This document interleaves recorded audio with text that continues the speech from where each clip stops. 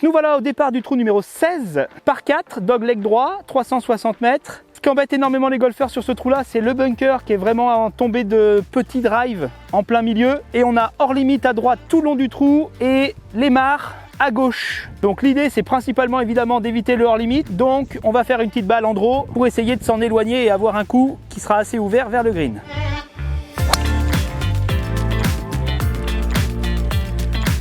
À cause du vent gauche-droite, la balle ne prend pas l'effet en draw, mais elle devrait être assez longue pour avoir un coup au green.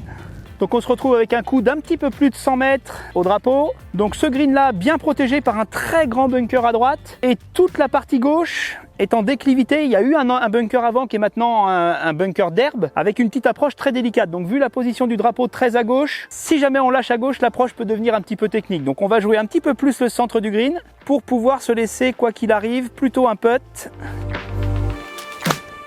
La preuve.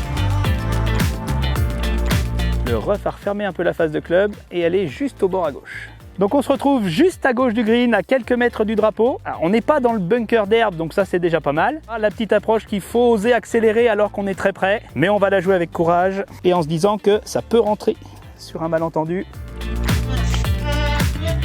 Elle accroche dur et hop là, c'est fait le birdie. Il est beau. Et donc après ce birdie, on va aller au fond à droite en direction du dernier par 5 du parcours, le trou numéro 17, plutôt très long.